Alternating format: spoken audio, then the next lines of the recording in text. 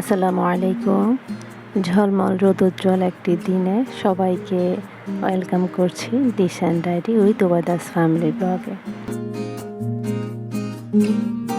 যে যেখান থেকে আমার ভিডিওটি দেখছেন অথবা দেখবেন, আশা করছি সবাই আল্লাহর রহমতে ভালো আছেন। আলহামদুলিল্লাহ, আমরাও ভালো আছি। ব্লগটি শুরু করছি সকালবেলা থেকে। রোদ দেখে মনটা ভালো হয়ে গেল। আর এমন সবুজ প্রকৃতি দেখলে কার না ভালো লাগে বলেন তো। ভেবেছিলাম আমার বাসায় গিয়ে একটু অবসর সময় পাবো আর অনেক অনেক ভিডিওর কাজ করব আর আপনাদেরকে উপহার দিব, বাট হয়েছে উল্টোটা। আমি ওইখানে গিয়ে পুরো অলস হয়ে গিয়েছি। আমি টপিকে পেতাম না যে কী নিয়ে ভিডিও দিব,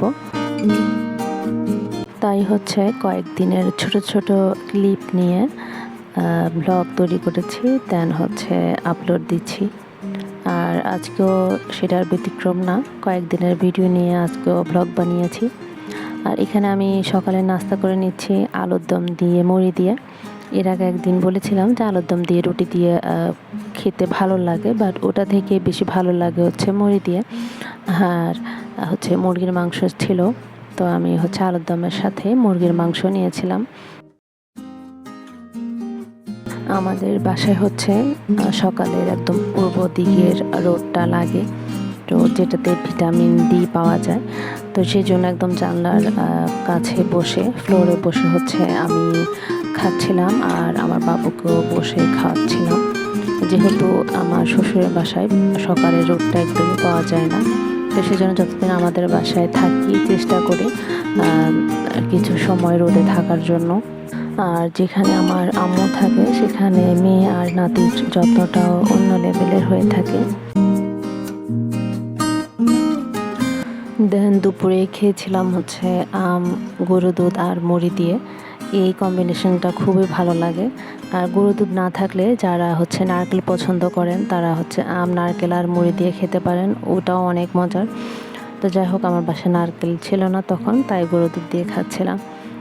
আর এভাবে দুধ দিয়ে আম দিয়ে মাখিয়ে তারপরে উপর থেকে মুড়ি ছিটিয়ে দেন একটু একটু করে খেলে আসলে খুবই ভালো লাগে।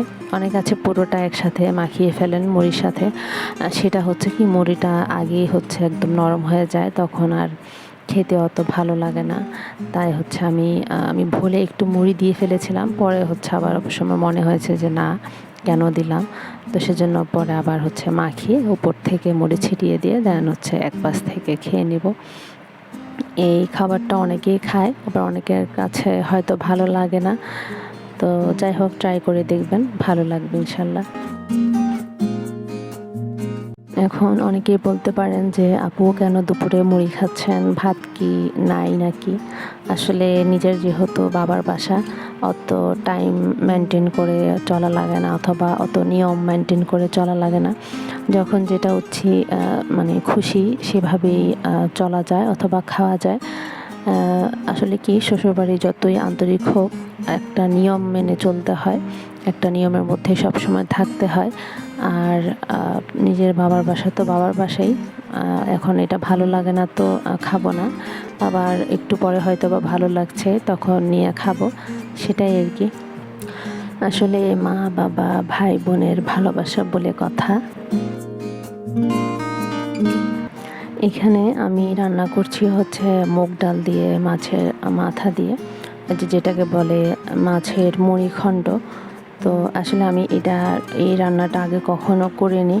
তো ওই দিন আমার আম্মু আর আমার ভাই গিয়েছিল ডাক্তারের কাছে, ডক্টর জাহাঙ্গীর কবির, ওখানে গিয়েছিল, যেহেতু প্রথম দিন গিয়েছিল। আর এখানে গেলে প্রথম দিন মোটামুটি সারাদিনের প্রিপারেশন নিয়ে যেতে হয়। তো আম্মুর একদম সকাল সকাল চলে গিয়েছিল, তো আমি, আমার বোন আর আমার ছেলে ছিলাম বাসায়। আম্মু যাওয়ার আগে টুকিটাকি নাস্তা রান্না বাড়া করে দিয়ে গিয়েছিল। আর মুগ ডাল আর মাছের মাথা দেখে তো খেতে ইচ্ছে করলো, তো আমি পরে আম্মুরা যাওয়ার পরে রান্না করে নিয়েছিলাম। তো আলহামদুলিল্লাহ, প্রথম হিসেবে যতটুকু রান্না করেছি খুবই ভালো হয়েছিল। বাট আমি কিন্তু রান্না করছি এখন সিলিন্ডারে, কারণ আমাদের লাইনের গ্যাসে হচ্ছে ঢাকা শহরে অনেক জায়গায় গ্যাস থাকে না, খুবই ডিস্টার্ব করে। আর আমার শ্বশুরবাড়িতে অবশ্য গ্যাস থাকে সব সময়, কিন্তু আমাদের ওখানে হচ্ছে খুবই ডিস্টার্ব করে। একদম রাতে 10টার পরে আসে, আবার সকাল ভোরে 6টার দিকে চলে যায়। তো যা রান্না করার ওর মধ্যে করতে হয়, না হয় এক্সট্রা সিলিন্ডার রাখতে হয়। গ্যাসের টাকা কিন্তু সরকার ঠিকই 1080 টাকা করে রাখছে, বাট গ্যাস দিয়ে হচ্ছে মানুষকে খুবই বিপদে পড়তে হচ্ছে। বিশেষ করে যাদের ছোট বাবু আছে অথবা যাদের সিলিন্ডার রাখার মতো সেরকম অ্যাবিলিটি নেই, তারা কিন্তু খুবই কষ্টে দিন পার করছে। আর শীতের দিনগুলো আর যখন হচ্ছে বৃষ্টি বাদলের সিজন থাকে, তখন তো গ্যাস নাই, মানে নাই বললেই চলে। একদম দিনে যতটুকু আসে মিটমিট করে জ্বলে, তখনকার দিনগুলোতে হচ্ছে ওই মিটমিটও থাকে না। তো তখন বুঝেন রাত ছাড়া তো আর উপায় নেই। ওই মানুষগুলার তখন রাতে উঠেই যা করার করে রাখতে হয়। মানে ভুলেও যদি কোনো দিন উঠতে না পারে, তাহলে মনে করেন সেদিন কিনে খেতে হয় ওদের, অথবা মাটির চুলা করে লার্কি দিয়ে রান্না করে খেতে হয়।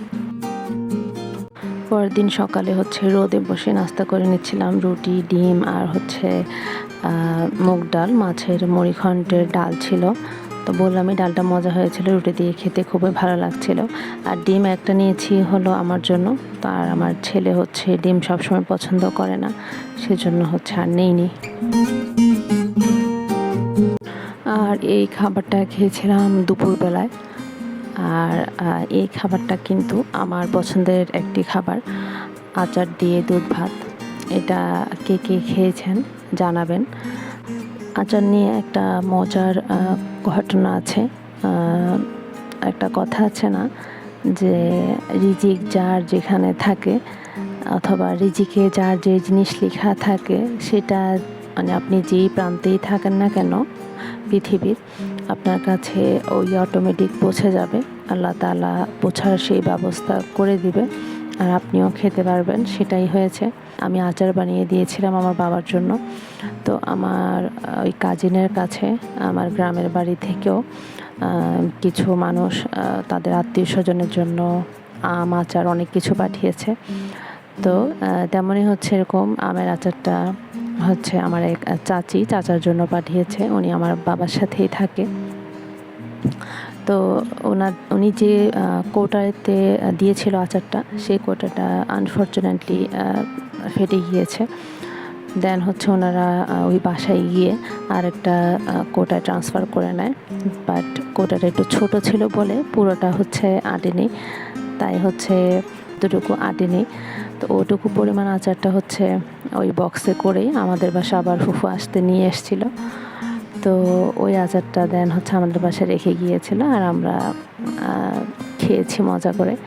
ওই যে একটা কথা মনে পড়ছে, যে যদি থাকে নসিবে আপনা আপনি আসিবে, সেই কথার দশা হয়েছে। যাই হোক, আচার দিয়ে দুধ ভাত ট্রাই করবেন, দেখবেন খেয়ে অনেক ভালো লাগবে আশা করছি। আবার অনেকে আছে যে খাওয়ার রুচি নেই, খেতে ইচ্ছে করছে না, তারাও চাইলে এটা খেতে পারেন। খাওয়ার অনেক রুচি আসে এই জিনিসটা খেলে, যেহেতু আচার খেলে একটু রুচি লাগে মুখে। তো যাই হোক, আমি একদম চেটেপুটে পুরোটা শেষ করেছিলাম। শেষে হচ্ছে আটিটাও একদম চেটেপুটে পুরো সাদা করে ফেলেছি। যারা আমার ভিডিওটি এতক্ষণ পর্যন্ত কষ্ট করে দেখছেন, তাদেরকে বলবো দয়া করে একটা লাইক দিয়ে সুন্দর একটা কমেন্ট করে যাবেন। আর যারা নতুন, তারা সাবস্ক্রাইব করে বেল আইকনে ক্লিক করে রাখতে পারেন, তাহলে আমি যখনই ভিডিও আপলোড দিব নোটিফিকেশন পেয়ে যাবেন। আসসালামু আলাইকুম।